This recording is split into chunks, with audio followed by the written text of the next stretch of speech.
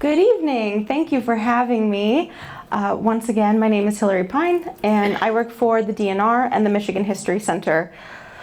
And tonight we're going to talk about the Civilian Conservation Corps in Michigan, the impact it had on the enrollees that were in it, the communities here in Michigan that benefited from all of that work, and the landscape in ways that we can still see their work today.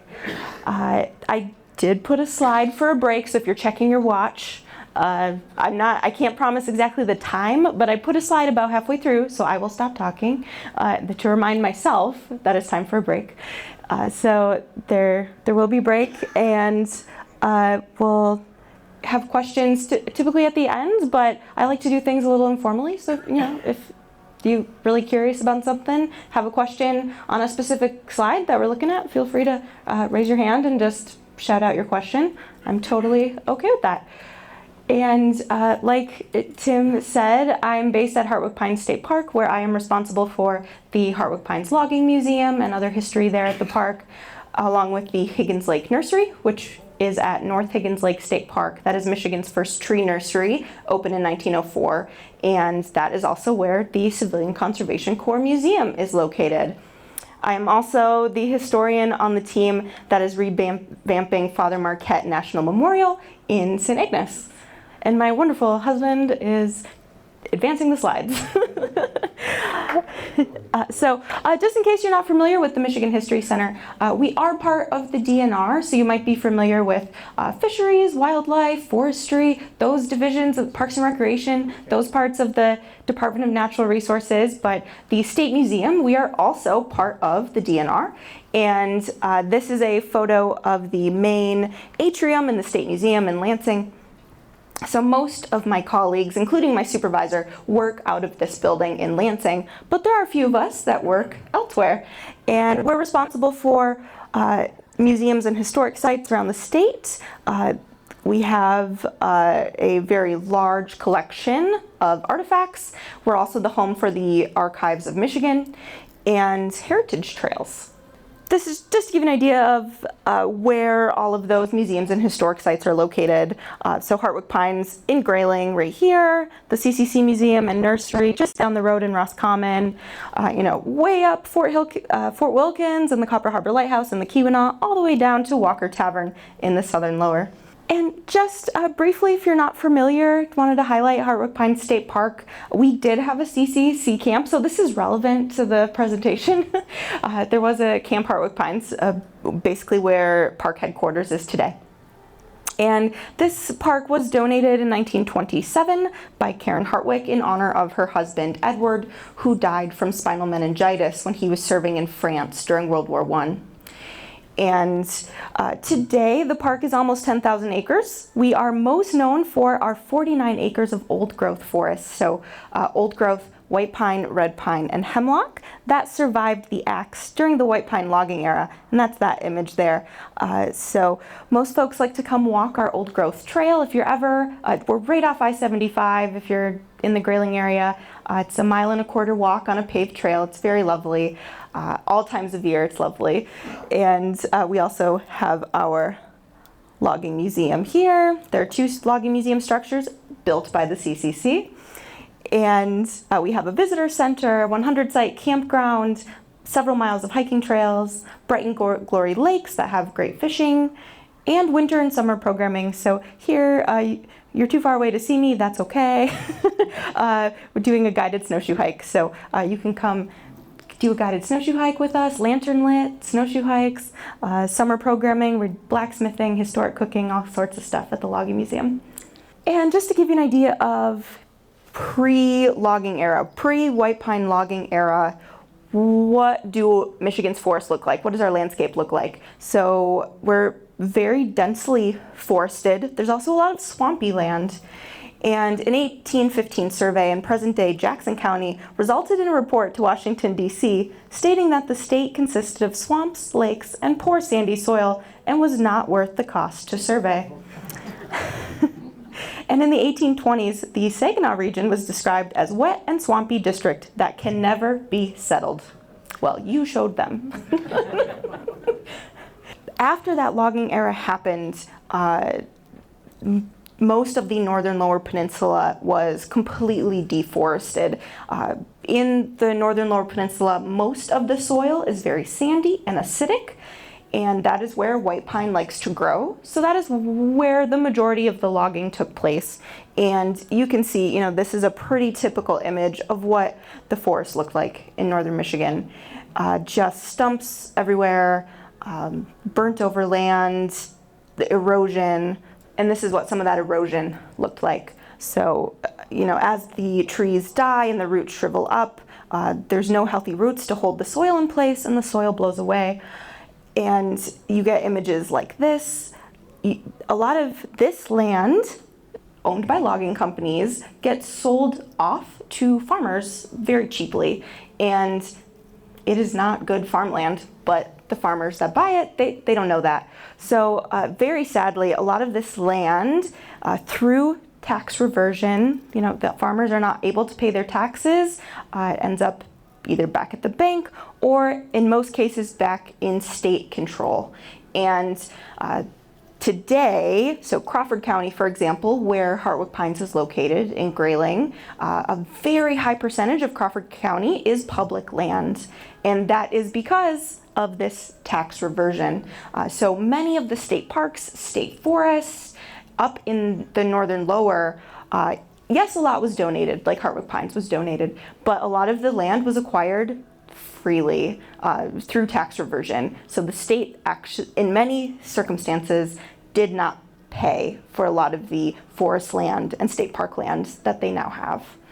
Not only were our forests devastated, but so were our rivers. As I'm sure you're aware, the rivers were heavily used for logging, and many of our inland rivers, like the Asable, the Manistee, they are used for log drives. As you can see here, there's logs running down this river, and this hillside's being used as a log slide.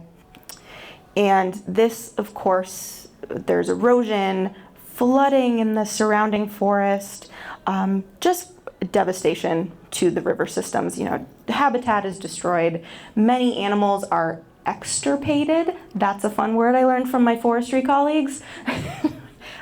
So I am a historian, I'm a museum person, I'm not a forester. If you have forest questions, I might be able to answer them. But so extirpation means it's not extinct, it just can't live here anymore. So animals like the pine marten, the wolf, those are extirpated from the lower peninsula, mostly because of habitat loss. The Arctic grayling is extirpated from Michigan due to habitat loss and overfishing. And of course, there's extremely destructive forest fires. This image here, you can see the twisted train tracks from the heat of a forest fire. And this is from the village of Metz in 1908, which is near Alpena. And in 1871, when Chicago burns, Michigan also burns from Lake Michigan all the way to Lake Huron. And that fire burnt 2.5 million acres, destroyed 3,000 buildings, killed 200 people. And so that was one instance of an extremely destructive fire, but these fires are happening again and again and again. And by 1912, more Michigan trees were likely destroyed by fire than logging. So now you have a little bit of an idea of what's going on in Michigan's landscape leading up to the Great Depression. You know, our forests have been cut, our river systems are destroyed, extreme habitat loss, deadly forest fires. And then the Great Depression hits. And this graph here gives you an idea of average unemployment rates in the United States during the 30s up until you can see as we approach and enter World War II, those rates go way down. And on the highest average unemployment was 24.9% in 1933. FDR takes office March 4th, 1933. And in his inaugural address on March 4th, he outlines his New Deal plan. And in Michigan specifically, our unemployment rate was a little bit higher than the national average. Ours rose to 34%. African American unemployment rates reached 60% in Detroit, and typically Native American unemployment rates are over 50%. And just a couple images here from the Depression in Michigan. On the left, we have a food line in Flint in 1938, and on the right, some firemen feed the hungry in Detroit in 1931. So FDR takes office March 4th. On March 15th, 1933, the first New Deal regulations are passed into law. Not even 2 weeks after he takes office. I mean, think about today, that's just incredible. 2 weeks later. And that includes programs like the Works Progress Administration, or WPA, the Civilian Conservation Corps, the CCC. It's also called Emergency Conservation Work, the ECW, and the REA, or the Rural Electrification Administration. It also includes banking regulations, financial reform, and the Social Security Act. And we are here to talk about the CCC, the Civilian Conservation Corps. So it begins in 1933 and it lasts until July 1st, 1942. It is a system of camps. So unlike the WPA, where you could participate in that program and live at home, this is a camp setup. So you enroll and then you get sent to a camp. You have no control over where you are sent. So Michigan, we had a lot of camps. So if you were a Michigan enrollee, you probably stayed in Michigan. But if you lived in Illinois, for example, or Ohio, you might be sent to a camp in Michigan because we had more of them. So you had no control over where you were sent. You might not even be in your same state.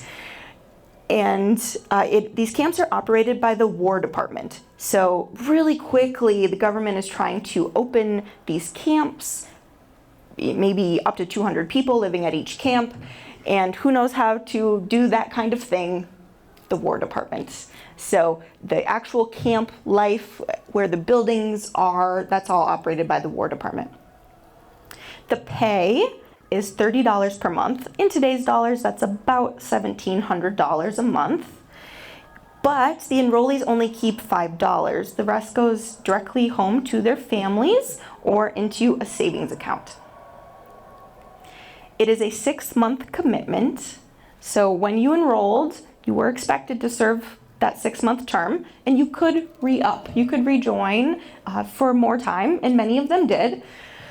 And you could be dishonorably discharged if you, a lot of these boys had never experienced anything like this before. The wilderness, hard work. So people did leave, whether it was homesickness or other reasons, and you could be dishonorably discharged for doing that. And of course, is in the name, they're focusing on conservation projects. So what they're doing around the country differs on the conservation need. Here in Michigan, trees, we need to plant trees. And forest fires, we need to tackle this forest fire problem. We need to make our rivers healthier again. Other places like in the plains, they're dealing with the Dust Bowl and soil conservation. So it just depends on the conservation need of where that camp is located. And there's an education and trade component. So not only, the idea behind this program is not only do we want these boys to come here right now and do all this conservation work and get paid for it, we want them to go home afterwards and be productive members of society, get an education, learn a trade or vocational skill, and be able to leave and get a job. And very important, this program also supplies all the clothing, toiletries, and food. So everything from socks and underwear to a bar of soap, toothbrush, 3 meals a day, it is all provided to them. Winter mittens, they get it all. And this is important. Remember, this is the midst of the Depression. Many of these boys, they are waiting in line for the train to go to camp, and they don't have shoes on. They don't have shoes to wear. So this program supplying all of their clothing and toiletries along with the food, this is very important. And who are the enrollees? So it is a program only for men. There are other programs women can participate in, like the WPA, but the CCC is just for men. They have to be single. depending on the year, the age range fluctuates, but on average, they have to be 17 to 23 years old, or a veteran of World War I or the Spanish-American War. So if you're ever looking, and you'll see some photos I have of veteran companies, so you might see CCC Photos, be like, those don't look like young men. Well, sometimes they weren't. And there are Native American camps, so there's the CCC Indian Division, and that is operated by the Bureau of Indian Affairs, the BIA. And here in Michigan, we had one Native American camp. It was Camp Marquette, just west of Sault Ste. Marie in Chippewa County in the UP. The men had to be on some type of government assistance. So, you know, you couldn't be well off doing okay and show up and enroll. Your family did have to be on government assistance. And you have to weigh at least 107 pounds. Think about today, a 17-year-old boy who only weighs 107 pounds. So that, I think, really speaks to the time and how malnourished many of these people are. And enrollees are disproportionately white. So when FDR started this program, he wanted this to be integrated. He wanted camps to be integrated, and they were until 1935. That was not working out. Integration was not working in camp life, so camps nationally were segregated. In Michigan, we ended up having 11 African American camps. They were all in the Lower Peninsula. And that Black enrollment is capped nationally at 10%. Remember that unemployment statistic we saw in the beginning, where unemployment rates, Black unemployment in Detroit was like 60%, but only 10% of CCC enrollment are African American people. By cap, I mean, they weren't allowed to have more than 10%? Yes, so nationally, so say that at any one time there's 200,000 enrollees around the country, only 10% of that could be Black. So the CCC in Michigan, we get our first camp on May 1st, 1933. So it's enacted on March 15th, and very quickly these camps start opening. So by May 1st, our first camp, Camp Glenny, opens up. And this image is a Michigan camp. This is not Camp Glenny, but most of the camps, when they first start, the first order of business is to clear the location for the camp, if it's not already cleared, and build the camp, which can take a while. So many of them, sometimes for months, sometimes through the UP winter, have to live in these tents. Yeah, there's a story I love that an enrollee talks about spending the winter in one of these camps, and the wood stove is in the center and the cots are in a circle around the wood stove. So you'd go to bed with your head by the wood stove, and you'd wake up in the middle of the night with your feet frozen and your head on fire, so then you'd just flip. So your feet would thaw, but then your head would be very cold. By the end of the year, by the end of 1933, we had 77 camps. And by the end of the program in 1942, we had 125 camps. So that's not all at one time. Some only last for a few months and then they close and the boys move elsewhere. Some last years. So that number is throughout the program, all the individual camps that we had in Michigan. There were 125. And I know you can't read this. This is just to give you an idea of where the camps are located. This is a map you can come see for yourself, nice and big, at the CCC Museum in Roscommon.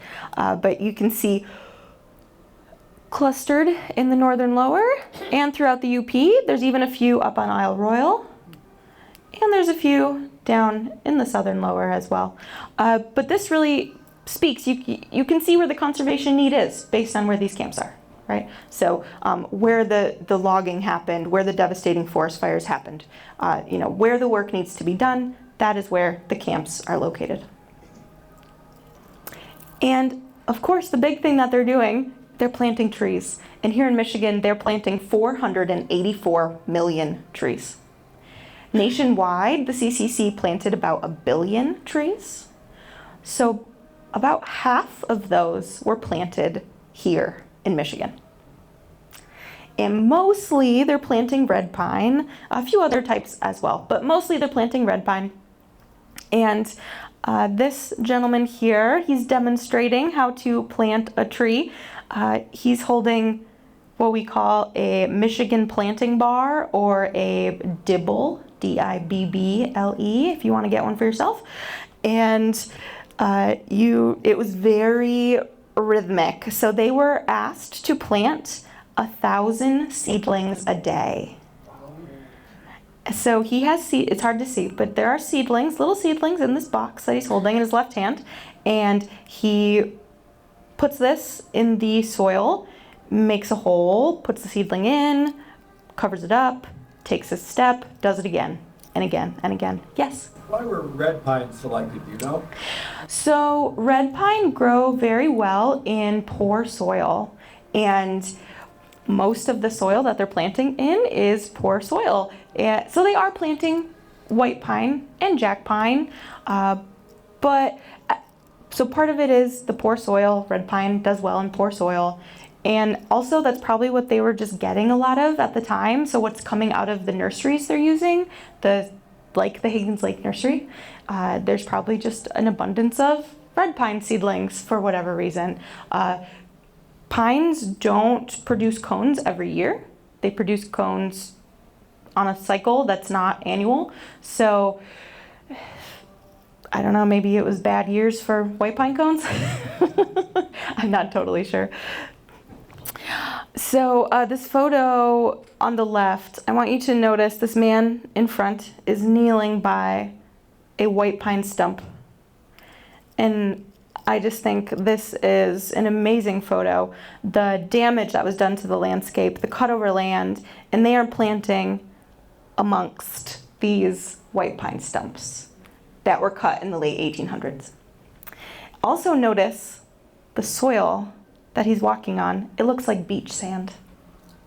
And that is what, if you come up to the Grayling area and want to plant a garden, you better buy a lot of soil because it looks like that.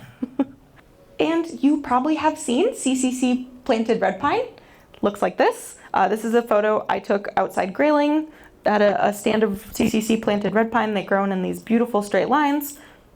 If you ever, drive down the road, you're like, those trees are growing in really straight lines. How interesting.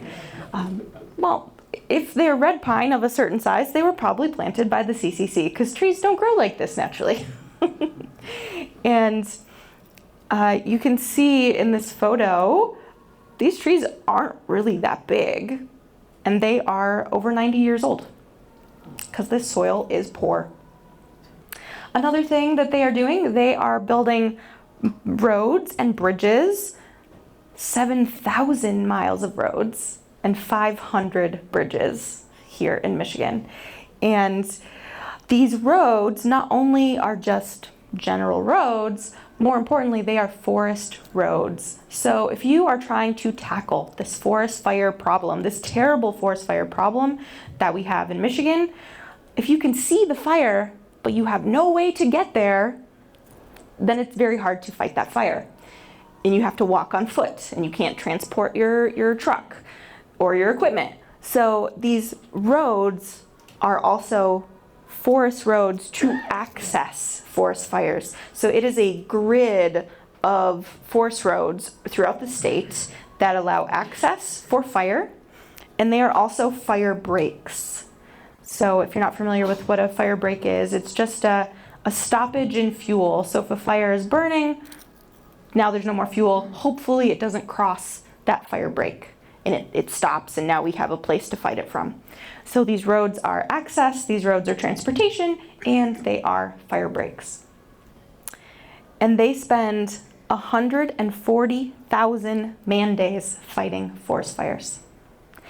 And these, we've talked a little bit already about how terrible of a problem these fires were, but I have a quote, pardon me moving, if I can. So in 1912, when the annual forestry report of what essentially becomes the DNR. They're giving the annual forestry report, and the person giving the report says forest fires are a calamity in all capital letters, and rank properly with flood, pestilence, famine, and earthquakes. So this was a terrible problem that they were really trying to tackle. When I say they, what becomes the Department of Conservation, now the DNR. And now all of a sudden we have this army of young men that can help tackle this forest fire problem. So they are building the fire breaks so we can actually get to the fires and have some stoppage and fuel. And they are by hand digging fire breaks. So I'm assuming there's an active fire nearby, and that's why they're not building a road. They are out there with pickaxes, manually digging a fire break. And this young man is fighting a forest fire with a backpack sprayer. That little backpack is full of water, and that is what he has to fight the blaze. Five gallons, 40 pounds. Yeah. Been there, done that. Yeah, and a lot of these young men, they are from the population centers in Michigan. Detroit, Flint, Jackson. They are people that grew up in cities. They are now being thrust into, in many instances, the wilderness. They're experiencing true darkness for the first time and quiet. They're hearing animal sounds they've never heard before. And they are doing work. Yes, I'm sure they expected to join this program and do hard work, but and there are so many quotes these boys talk about. They're given a shovel and a backpack sprayer and sent to a fire line. They've never fought a fire. They don't know how to do this work. They're using a shovel for 8 hours a day. Their hands are full of blisters. This work is hard, but as you'll see a little bit later from some quotes that I have, it is worth it because they are helping their families back at home. And they build dozens of fire towers. Michigan already had some fire towers, but many more were needed to find these fires. So today, in a day of aerial surveillance, satellite imagery, spotting fires is fairly easy, maybe is the wrong word, but easier than it used to be. They had to rely, prior to that, they really had to rely on this system of fire towers to triangulate the location of a fire, to know where exactly to send people to fight the blaze. And on the left here, these young men are building the Towerman's Cabin. This is the Hale Fire Tower near Tawas. And today you can come to the Higgins Lake Nursery and you can see the top little bit of this fire tower. They cut the legs off when they moved it and they didn't put them back on. But it was once this tall. And on the right, we have an image taken from one of those towers of the, if you can read that, Welcome Lake fire in May 1937. And prior to this system of fire towers, if you were manning a fire tower, saw a fire, you had to climb down and go fight the blaze yourself. But now, these modern fire towers have radios. If you spotted smoke, you could call another tower. Hey, do you also see the smoke? Where's it at? Let's triangulate it. Okay, and we're gonna send other people there. And another huge thing that CCC Boys were working on here in Michigan is building state and national park infrastructure. So in the 30s, this is a time when, well, people that could afford it are buying vehicles, and for the very first time are traveling around the state. They're going camping and picnicking and visiting state parks.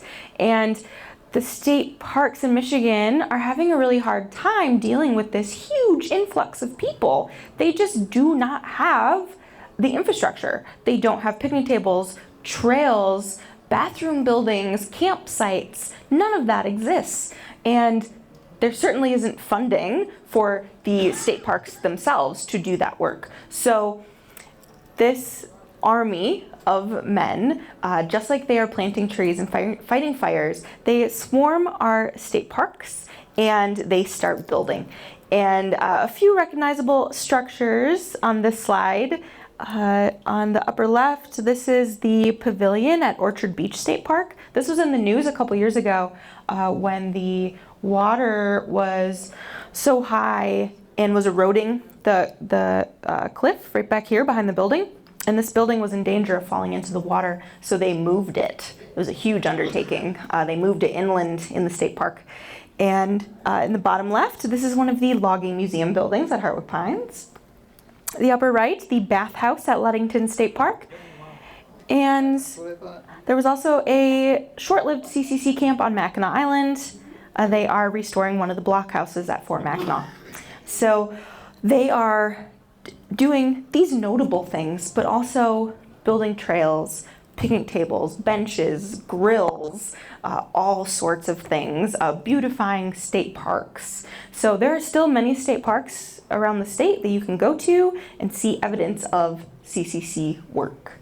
So if you have enjoyed a Michigan State Park, even if there's a brand new building there now, that trail you're walking on was probably first established by the CCC. The campground might have been established by the CCC.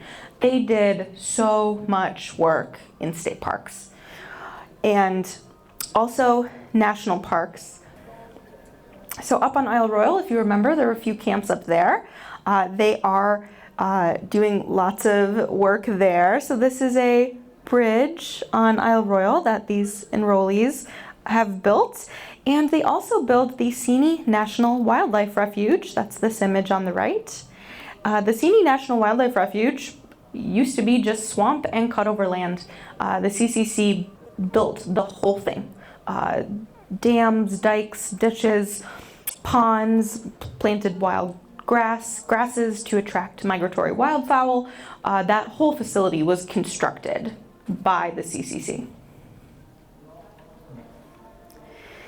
And if you remember from the beginning, not only were our forests destroyed, so were our rivers. And the rivers are dirty and there's lots of erosion, but also there's an extreme lack of fish now, because to run logs down a river, if you're having a log drive, all those logs lying in place across the water that now if you go for a canoe, you got to paddle around. You don't want that there if you're doing a log drive. So logging companies get rid of all that stuff. So a lot of our rivers no longer have nice spawning grounds. Those are gone. So they do a lot of work on stream restoration, reestablishing spawning grounds, and they also do a lot of work in hatcheries, building hatcheries and working at hatcheries, and they stock millions of fish. They're doing various other work as well. On the left, we have some, looks like some soil conservation, some erosion mitigation. Looks like they're terracing the hillside. Also notice this is one of those segregated African-American camps. And on the right, this is an enrollee at Camp Kuzno that is south of Munising, near Shingleton, if you know where that is. And they did moose research at Camp Kuzno. So they had these pens, you can see in the background, built to contain moose. And this young enrollee is feeding a moose calf. He looks quite pleased with himself. And the education component. And this was optional. Nobody forced these young men to go to educational classes in the evening. So this is after their workday. So unless it was a fire, typically they work an 8-hour workday. Unless there was an emergency like fighting a fire or finding a missing person, it's an 8-hour workday. And in the evening, they come back and have dinner. And after dinner, they can go to class. They can finish 8th grade. So many of these boys had not completed 8th grade. It's the midst of the Depression. They left school. They were trying to find work to help their families. So they can take 8th grade classes. So this building that these enrollees are inside of, another one of these segregated camps, I'm pretty sure this is Camp Houghton Lake. This is the education building. So camps have barracks, a bathhouse, a mess hall, and officers' quarters. They also have an education building. And on the right, these young men are proudly displaying their 8th grade diplomas that they earned. and trades. So on the left, these gentlemen are learning how to weld. On the right, this is the Central Automotive Repair Shop located in Gaylord. This is the CCC Automotive Repair Shop for the whole state. And all of the men, except I think one person in that photo, are enrollees. So they are learning this trade. And the list of trades that they could learn is just extensive. And it really would depend on who's available locally to come teach these skills. But things like first aid, typing, radio operation, shortwave radio, welding, saw filing, on and on and on and on. It was really impressive.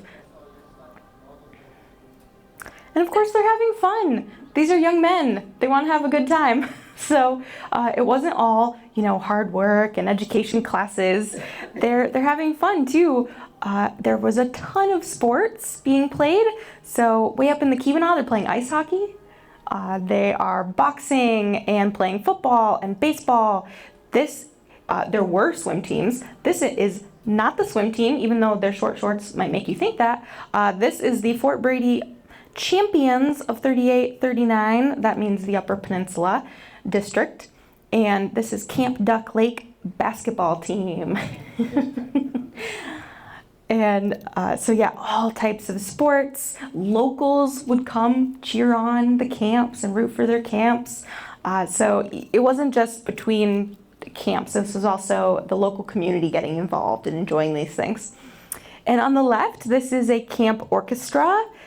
So a lot of camps became well known for their orchestras. They would get invited to local dances and parties and asked to perform.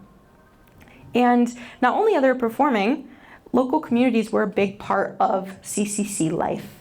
So the enrollees on Saturdays, they had the day off, so they could go into town, they would watch movies, go to dances, meet some ladies. And many people did meet their spouses this way. When CCC camps first started, it was a bit, it was unknown. Local communities were pretty kind of afraid, standoffish, telling their daughters, oh, you stay away from those CCC boys. But eventually, they're doing a lot of good. These are mostly, good people. They're doing a ton of great things for our community. I guess we like them. So many women did meet their spouses from the local CCC boys. My great aunt, I'm from Munising in the UP. My great aunt, her parents met because he was a CCC boy stationed at a local camp. So that was a unique part. I've also seen some wedding photos. So they would actually get married and have double weddings at the CCC camp. And more fun. They're just goofing around, playing pranks on each other. If new enrollees came to camp, remember, they've never experienced darkness before. They're hearing strange animal noises they've never heard before. So this is all new to these new enrollees, and the guys that had been there for a while would play pranks on them. So they don't know about the wilderness. They don't know what animals are really out there. So they would, tell things like, oh, the hodag is going to come and get you.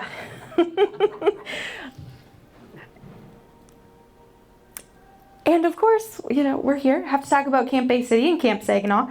And Camp Bay City was one of those veteran companies, company 1679. And all of the camps are given a project designation and number. So that's what this SP7, it just means it's State Park number 7. That's the project that it is. So you can also see state forest, national park, different types of camps. And they arrived November 1933. This company was transferred to Ludington in 1937. But while they were here, they transplanted 10,000 trees and shrubs. They built the park superintendent's house. They created the lagoon that's at Bay City State Park. They created 7 acres of usable beach. They served as color guards and firing squads at local military funerals and ceremonies. They removed 45 acres of poison ivy.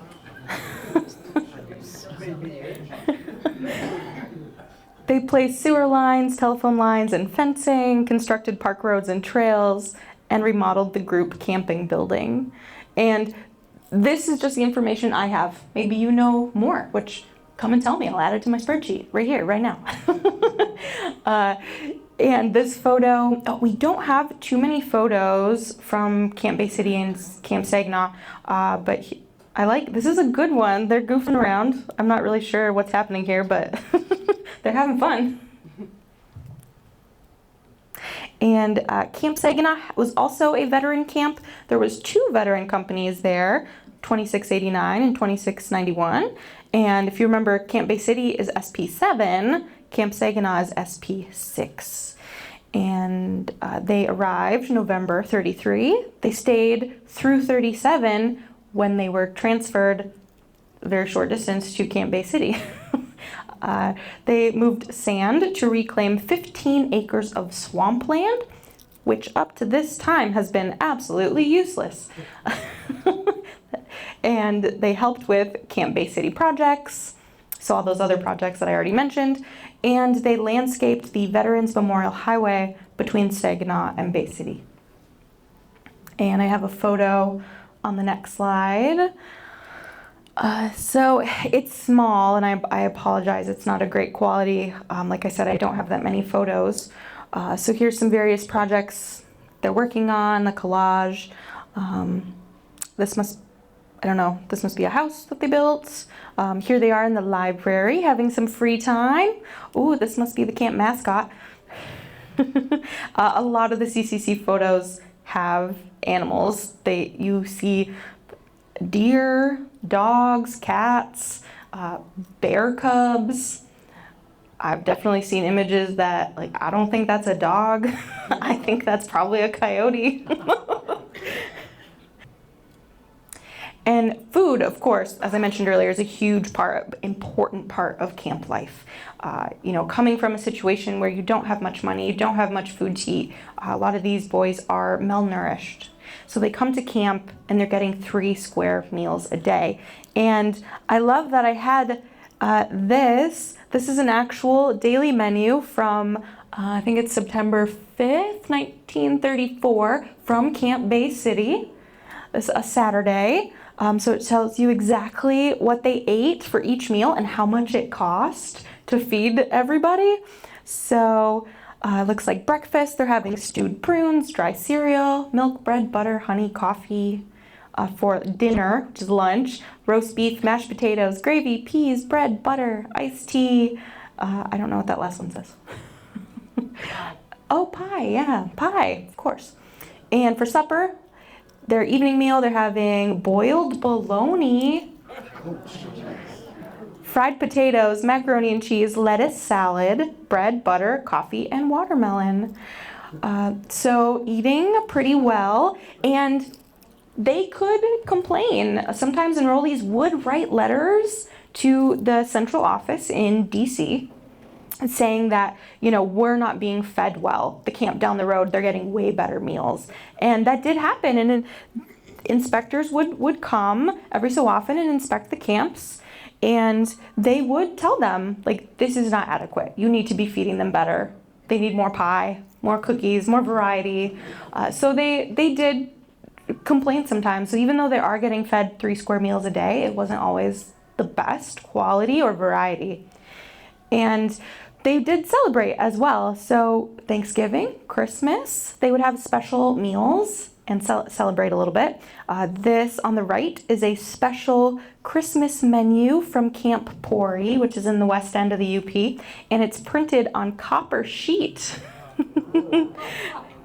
And this is the Christmas menu from 1940. You can see the courses that are being served: rice, tomato soup, olives, celery hearts, roast turkey, roast duck, dressing, cranberry sauce, peas, rolls, cake and ice cream, coffee, and there's always cigars at the end. So all total, Michigan CCC Boys planted 484 million trees, built 7,000 miles of roads and 504 bridges, spent 140,000 man-days fighting forest fires, built 221 buildings. They brought electricity and phone to rural areas. Prior to the Depression, only about 30% of Michigan had electricity. So the Rural Electrification Administration, which I always struggle to say, that program, with the CCC helping them out as well, brought electricity to a lot of Michigan. The C's built state parks, built the Seney National Wildlife Refuge, Isle Royale National Park, stocked millions of fish, and improved hundreds of miles of streams. Hundreds of 8th grade diplomas were earned. Most enrollees gained 10 to 15 pounds within the first 3 months. And enrollees in Michigan sent $20 million home to their families. And today, that's about $1.6 billion. And that's just here in Michigan. And in their own words, Michael Radich, who was a CCC boy, they always call themselves CCC Boys, no matter how old they are. And Michael Radich actually worked at the CCC Museum for many years. I never had the honor of meeting him, but he said, "On life before the CCC, I had nothing to do. You couldn't have any money to buy anything, so you stole or did without. The soles of my shoes kept falling off, and I taped them, but they did not hold and kept falling off." Michael Radich also said that once you got into camp, you wanted to get home, but after receiving a letter from your family, who received $25 and told you what they had been able to purchase with that money, a coat, food, and wood for the stove, you felt for the first time that you were helping your family, and nothing could induce you to leave the CCC. An anonymous Michigan enrollee said, "I remember one night we missed the truck back to camp and had to walk from Cook's Corners to camp, which was about 15 miles. It was a moonlit night and the temperature was down to minus 20 degrees. This was the night I heard a wolf howl, not a coyote." And Robert Fivey from Camp Drumfast said, "I got in my boots wet that day, and it was so cold overnight in the unheated barracks that my boots stuck to the floor."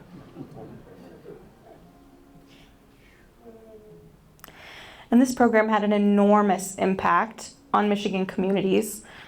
So not only did many, over 100,000 of our young men enroll in this program here in this state, it brought electricity and telephone to rural areas, like we mentioned already.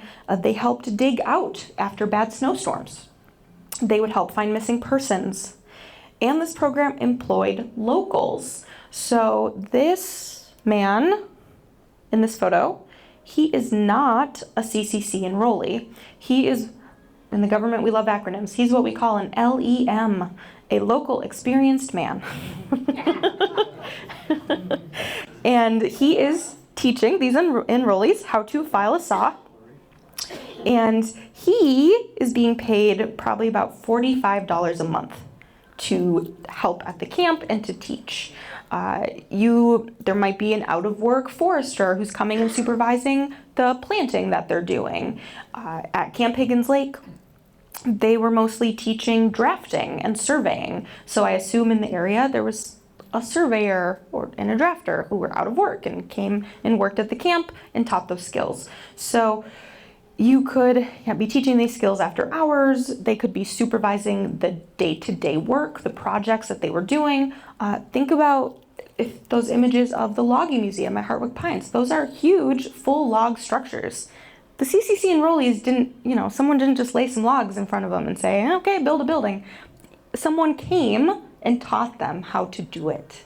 So not only is this program paying the enrollees, it's also paying many unemployed locals. And the camps are also purchasing supplies from local towns, fresh fruit, meat, vegetables. Sure, the Army is supplying their dry goods, but all of the fresh stuff they're purchasing locally. And they are using local services.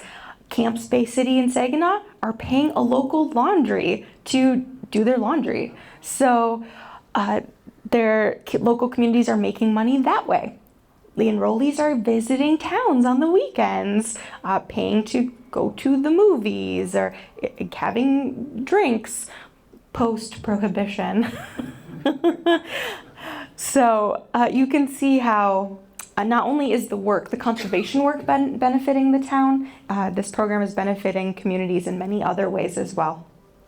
And in total, the program spent $95 million for local communities, and the enrollees sent that $20 million home to their families.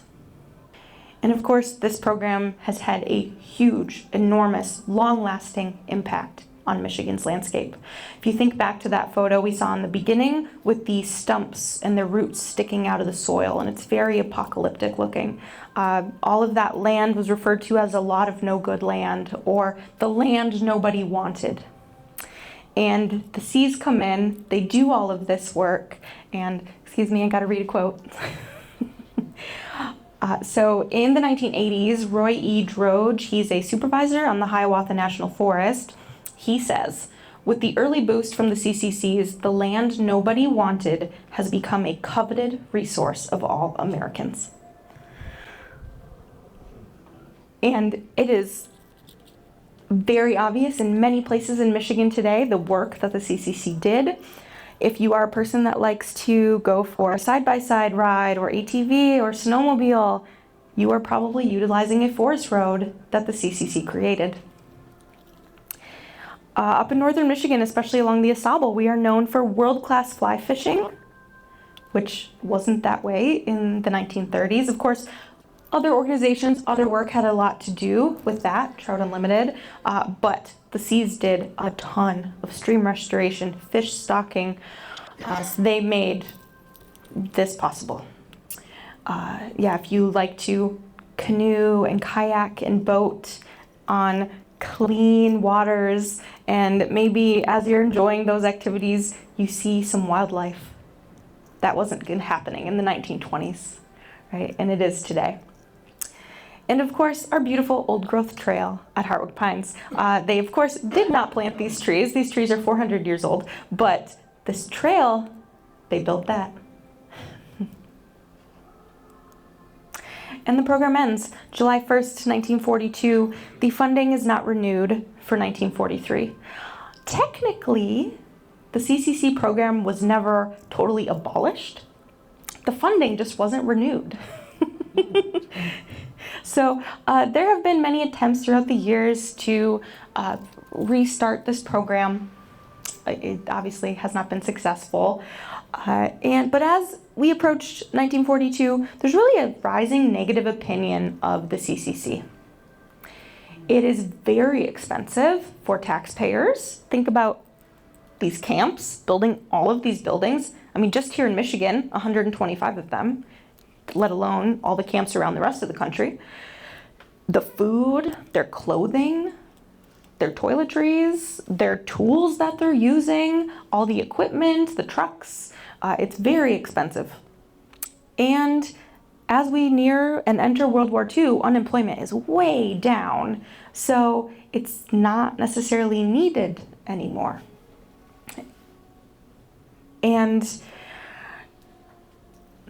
sorry, I heard the music out there and got very distracted. So there's this rising negative opinion, unemployment is way down, and a lot of people are complaining, you were going to turn my son into your perfect little soldier. And they kind of did. In the beginning of the program, they were not drilling or doing anything like that. The camp was just ran by the War Department, but they weren't doing military things. But starting in 1940, they are drilling, not with weapons, but they are starting to drill. I think everyone knows where we're headed, and they are kind of turning all these enrollees into little soldiers. And some people even credit this program to our success in World War II, because all of the men that had lived this very disciplined lifestyle. So you can see why, all of this snowballs, and the funding is not renewed for 1943. So what happened next? This image here, this is a group of conscientious objectors during World War II. This was taken at Camp Germfast, formerly the CCC Camp Germfast. Now it is a conscientious objector camp. Michigan had 2 conscientious objector camps. We had 7 CCC camps that were utilized to house POWs. And in general, the camps were disbanded, dispersed, reused. So Camp Black Lake is now the Akiak Outdoor Center, if you're familiar with that. And some of the camps are kind of auctioned off. So they would put it in the paper. If you were a local community member, you could show up and take a building and do whatever you want with it. So that happened as well. Some camps were in various states of falling apart. These buildings were built to be temporary. So some were better quality than others. Some, if you actually go out today and try to find CCC camp locations, sometimes there are concrete foundations, sidewalks. Sometimes there's nothing. Sometimes you wouldn't even know that a CCC camp was there. And I know I had a question about this during the break, how to research your family member that was in the CCC. I get folks that call me all the time, which if you have questions, please, my contact information's in the last slide. Feel free to email me or call me. The enrollee records are held nationally because this was a federal program operated by the War Department. These records are treated like military records, so you do have to contact the National Archives. This link here, that's the link that tells you how to do it. If you just Google National Archives CCC records, it's the first link that comes up. It'll take you to the page. It tells you how to do it. You submit a request. You don't pay anything unless they have something to give you. So to submit the request is free. And they want you to include a lot of information, full name, social security number, place of birth, home address at time of service. Who knows that?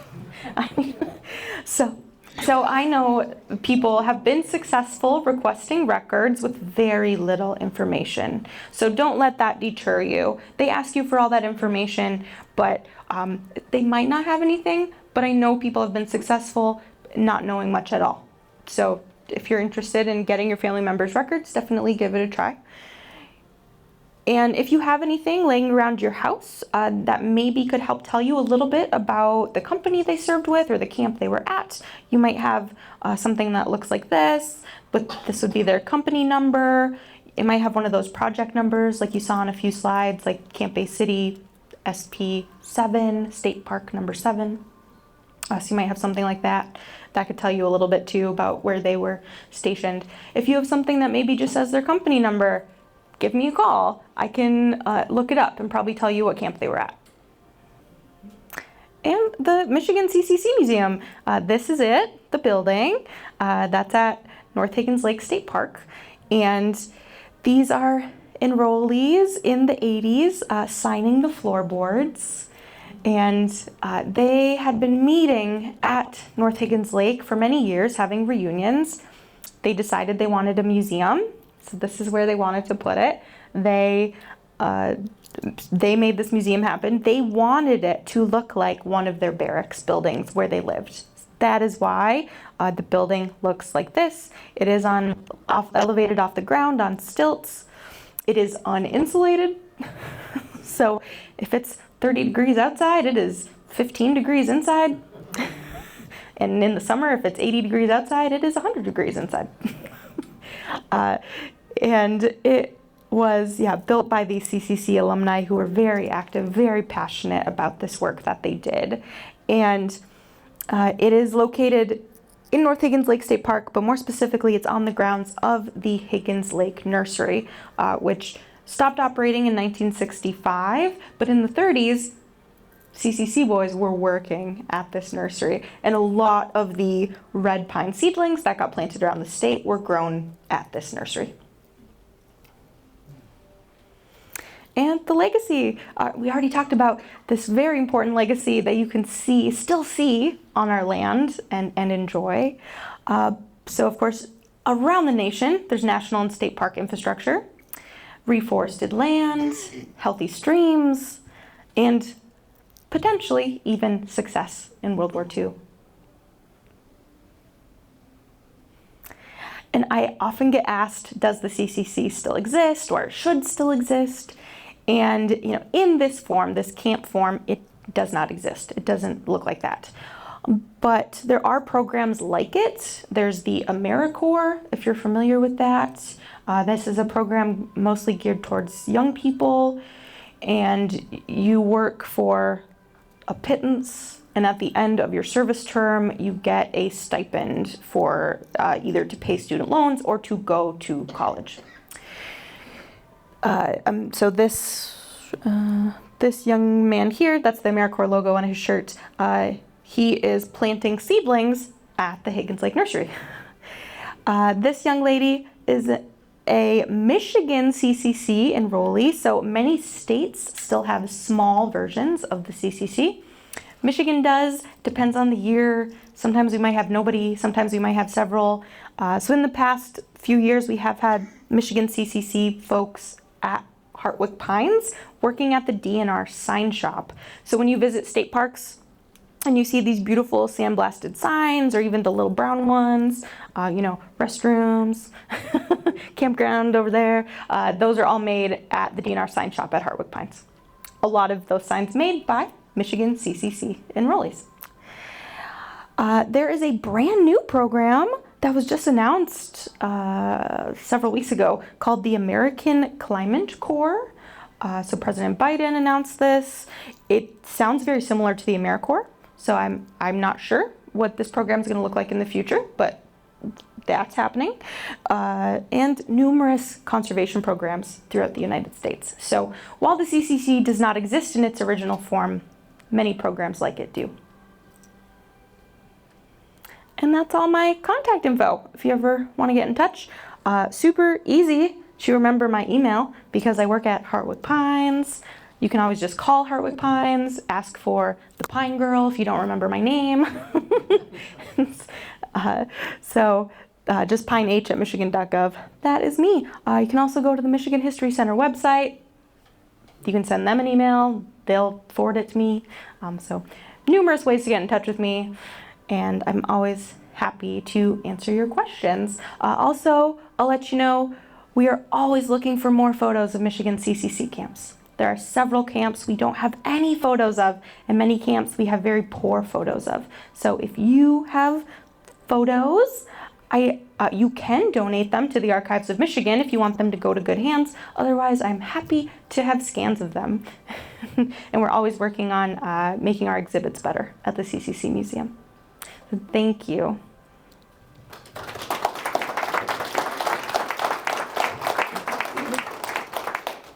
I didn't realize that during World War II we had conscientious objectors. What did they do there? So the conscientious objector camps during World War II, the question is, what did they do? They were working on conservation work, just like the Cs were. Other things probably as well. Honestly, I haven't done too much research into the conscientious objector camps. I didn't know if they sat around twiddling their thumbs. No, they did make them do stuff. Ambulance runs. Okay. An interesting story though, so at Camp Germfask, the one you saw a picture of, they would play baseball against a local POW camp, and the locals would come root for the POWs. That's how poorly they thought of the conscientious objectors. And I know there's so much about the CCC. Every program I give is a little bit different. I leave certain things out. I forget to say things. They did so much. You're like, oh, you didn't say this one thing. Feel free to share. There's so much. You could spend your whole career being a historian of just the CCC in Michigan. Yeah. I have a very personal connection to the CCCs. It shows what this organization did for people. My father lied about his age to join the CCCs. He was in the CCCs for several years, left not too long before Pearl Harbor. On the 8th of December, and understand, he didn't graduate from high school. I think he probably got his 8th grade diploma in the CCC. On the 8th of December, he joined the California Department of Forestry. And over the years, over the next 40 years that he was in the Department of Forestry, slowly climbed up through the ranks and ended up at retirement as the Associate State Forester for the state of California, Wow. based on his CCC experience. Which a lot of Yeah, this was a great program. it was. And Very interesting focus on Michigan. oh, thank you. Yeah, many young men did, because this was a great program, getting paid, eating, learning skills. Many lied about their age. When you look at some roster photos, this is a veteran company here, but sometimes you look at these photos, you're like, no way is that kid 17. No way. Better than my father. But they got 3 squares a day. Yes, You gotta yes. understand that they were hungry, They were very hungry. you know. Yeah. And many didn't have to take anything from their family. Yes. Do you do this type of presentation program to high school or junior high school students, college students? Yes, I do this. Well, it depends on my availability, but whoever asks. We get a lot of field trips to the CCC Museum and to Hartwick Pines. Just 2 weeks ago, I did a program for the MSU Forestry Department down in Lansing. Not this exact presentation, but one about kind of Michigan forestry, touched on the CCC. Yeah, yeah. So, yeah, if you have some other organization you wanna, this is a part of my job. Happy to do this elsewhere.